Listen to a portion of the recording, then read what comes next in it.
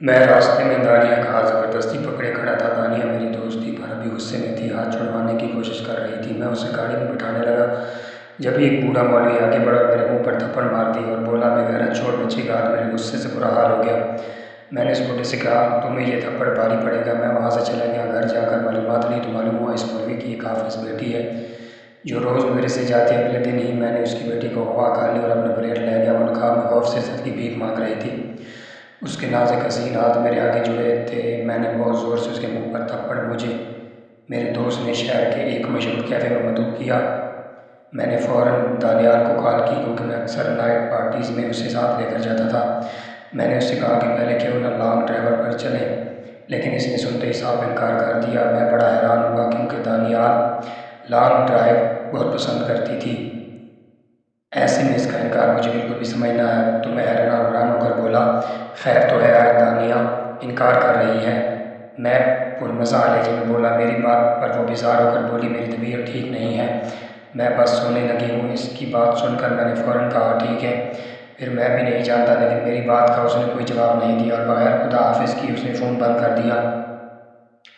تو مجھے تشویش سی ہوئی کہ خدا خیر کرے کہیں اس کی زیادہ طبیعت خراب نہ ہو۔ ایک دل چاہا کہ اس کے گھر جاؤ اور اس کا حال احوال لے لوں، لیکن پھر میں نے پارٹی میں لیٹ ہو جاتا، اس لیے میں نے اپنا ارادہ بدل ڈالا اور یہی سوچا کہ پارٹی سے جلدی اٹھ کر دانیہ کے گھر چلا جاؤں گا۔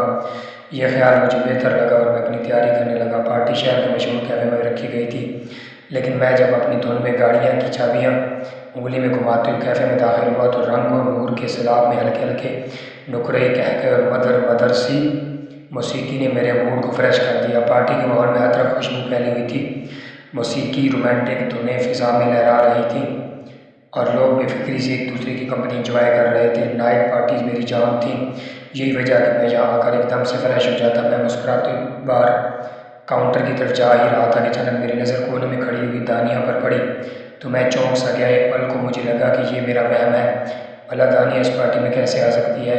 وہ تو بیمار تھی، اس نے تو مجھ سے فون پر بات بھی مکمل نہیں کی اور سونے کا کہہ کر فون بند کر دیا تھا۔ پھر وہ یہاں کیا کر رہی ہے؟ میں نے اضطراب میں اپنے بالوں میں انگلیاں پھیری اور دوبارہ سے اسی طرح دیکھا کیونکہ جہاں وہ کھڑی تھی وہاں مجھے اب دانیہ کے ساتھ شیری بھی کھڑا دکھائی دیا تو میرے دل کی دھڑکن تیز ہو گئی۔ وہ شیری کے ساتھ اتنی بےتکلفی سے باتیں کر رہی تھی کہ میں حیران ہو گیا۔ وہ اتنی خوش تو کبھی میرے ساتھ بھی دکھائی نہ دی تھی جتنی شیری کے ساتھ خوش نظر آ رہی تھی۔ بات پہ بات مسلسل کہکے لگا کر ہنس رہی تھی۔ انہیں یوں ایک ساتھ دیکھ کر مجھے شدید غصہ آنے لگا۔ چند سیکنڈ پہلے جو پارٹی کی رنگینیاں مجھے اچھی لگ رہی تھیں اب وہ سب میری آنکھوں کے سامنے ماند پڑ گئی اور یہ صرف اور صرف دانیہ کی وجہ سے ایسا ہوا کہ میرا موڈ ایک دم سے آف ہو گیا۔ مجھے یہ سمجھ نہیں آ رہی تھی کہ اگر دانیہ کو میرے ساتھ مسئلہ تھا اور وہ میرے ساتھ نہیں جانا چاہ رہی تھی تو مجھے صاف صاف بتا دیتی، مجھ سے جھوٹ بولنے کی کیا ضرورت تھی؟ وہ اچھی طرح یہ بات جانتی بھی تھی کہ مجھے سب سے زیادہ نفرت جھوٹ سے ہے۔ میں نے ہمیشہ دانیہ کو یہ بات سمجھائی تھی کہ سچ بول کر جتنا چاہو میرا نقصان کر دینا مگر مجھ سے جھوٹ مت بولنا، لیکن اس کے باوجود اس نے میرا مان توڑا تھا اور اس وقت میں اپنے مان ٹوٹنے کی وجہ سے شدید بے چین تھی۔ اتنی سی بات پر آخر اس نے مجھ سے جھوٹ بولا ہی کیوں؟ یہ سوال بار بار میرے دماغ میں گونجنے لگا۔ میں جانتا تھا کہ میرا غصہ شدید نوعیت کا ہوتا ہے، اس لیے میں نے خود کو سنبھالنے کی کوشش کی اور چھوٹے چھوٹے قدم اٹھاتا ہوا میں دانیہ کے قریب گیا اور خاموشی سے اس کے پیچھے جا کر کھڑا ہو گیا، لیکن باوجود کوشش کے میں اپنے غصے کو سنبھال نہیں پا رہا تھا۔ اچانک دانیہ نے ناک سکیڑتے ہوئی شیری کو کہا کہ یہ خاص خوشبو تو ریحان استعمال کرتا ہے، اور پھر وہ دائیں بائیں دیکھتے ہوئی یوں ہی پلٹی تو مجھے دیکھ کر تھوڑی سی پریشان ہو گئی۔ اس کی آنکھوں میں حیرت اور اضطراب کی جھلک تھی، لیکن پھر جلد ہی اس نے اپنے چہرے کی تاثرات سے پریشانی ہٹا کر خود کو ریلیکس ظاہر کرنا شروع کر دیا۔ تم اور یہاں؟ دانیہ نے حیرانی سے پوچھا تو میں نے کندھے اچکاتے ہوئے کہا، کیوں مجھے یہاں آنا منع ہے؟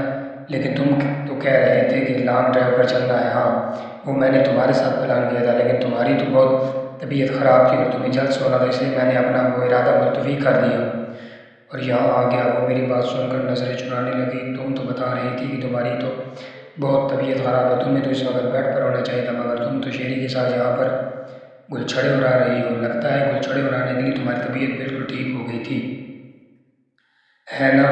میں نے الفاظ چباتے ہوئے کہا تو اس کے چہرے کا رنگ اڑ گیا اور وہ ایک دم غصے میں آ گئی۔ یہ تم کس انداز میں مجھ سے بات کر رہے ہو؟ What naan sense!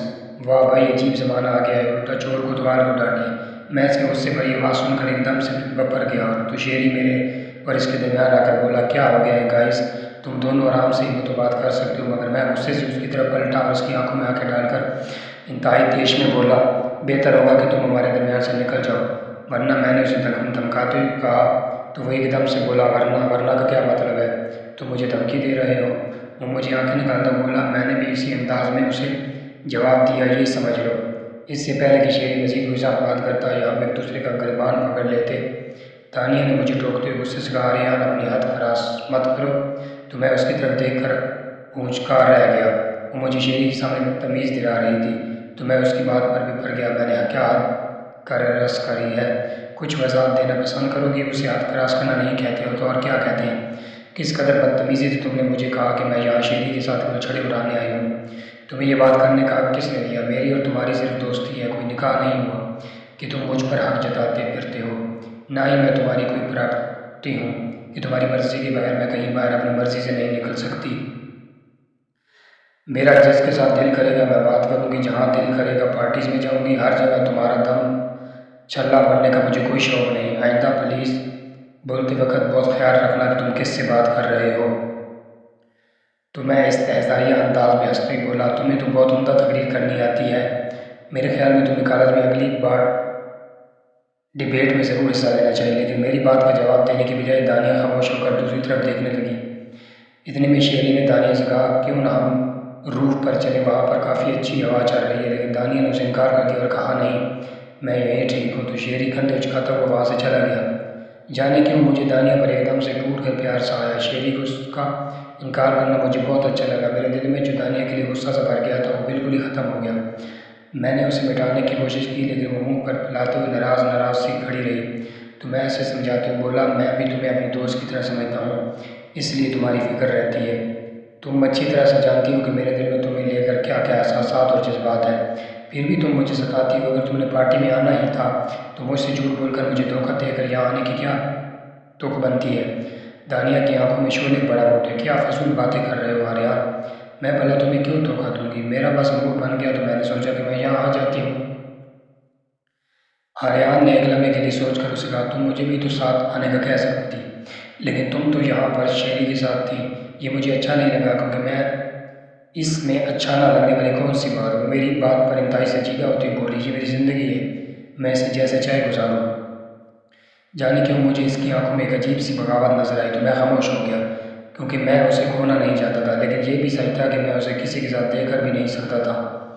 دانیہ نے گہری سانس لی اور پھر بولی، دیکھو آریان، ایک بات اپنے پلے باندھ لو، آئندہ جب بھی کوئی بات مجھ سے کرنے لگے تو سوچ سمجھ کر بات کرنا۔ تو اس کی بات سن کر میں ایک دم سے اپنا کنٹرول پھر سے چھوڑنے لگا۔ اگر تم چاہتی ہو کہ میں تم سے سوچ سمجھ کر بات کروں تو بہتر ہوگا کہ تم اپنے دوستوں کا انتخاب کر لو۔ یہ فضول شیری ٹائپ کے لڑکوں کے ساتھ بات کرنے کیا لگانے سے پرہیز کرو۔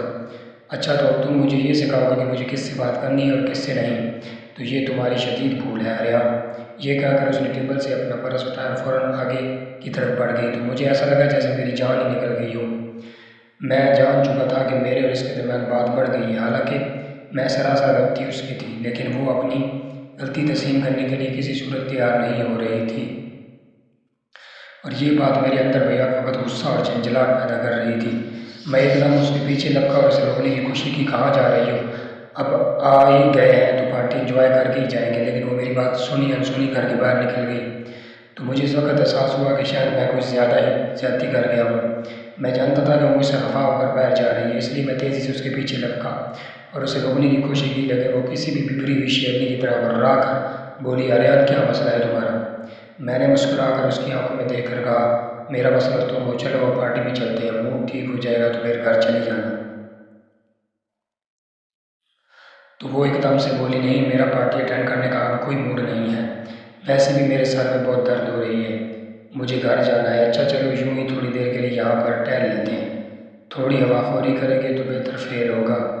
میری بات سن کر اس کی آنکھوں میں غصیلی سی چمک آئی اور وہ آہستہ سے بولی، آریان تمہیں سمجھ کیوں نہیں آ رہی؟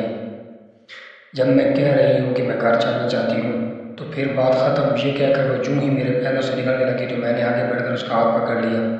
میرے یوں اچانک اس کا ہاتھ پکڑنے پر وہ اکتائے ہوئے لہجے میں غصے سے بولی، چھوڑو میرا ہاتھ۔ اس کا لہجہ مجھے برا لگا تو میں نے یہ سوچ کر کہ وہ بھی پریشان ہے اس کا ہاتھ نہیں چھوڑا اور آہستہ سے مذاق میں کہا، یہ ہاتھ جو میں نے تمہیں پکڑا ہے یہ چھوڑنے کے لیے نہیں پکڑا، تو وہ غصے سے اپنا ہاتھ میرے ہاتھ سے چھڑانے کی کوشش کرنے لگی۔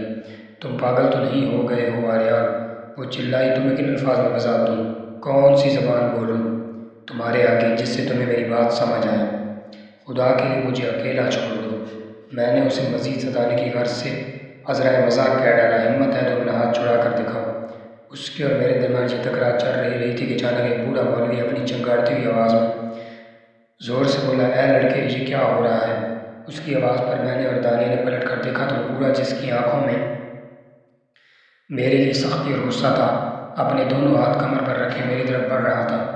بچی کا ہاتھ کیوں پکڑ رکھا ہے تم نے؟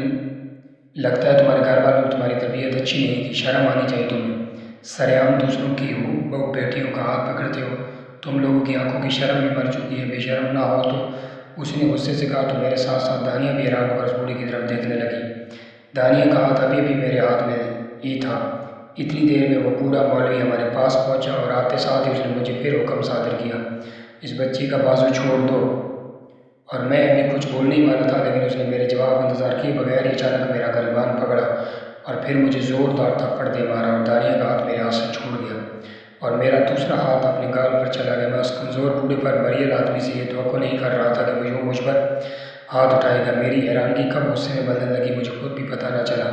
پھر وہ بوڑھا دانیہ سے مخاطب ہو کر بولا، بیٹی آپ چلی جائیں، جہاں پر بھی جانا ہے کوشش کریں ایسی جگہوں پر نہ آیا کریں، اور اگر آنا بھی ہو تو ساتھ میں اپنے کسی محرم کو لے کر آیا کریں۔ جیسے لچے لفنگے اکیلی لڑکی کو دیکھ کر یوں ہی آپ میں سے باہر ہو جاتے ہیں، اور لڑکیوں کی تو عزت بھی بہت نازک ہوتی ہے، تو اپنا خیال آپ کو خود ہی رکھنا چاہیے۔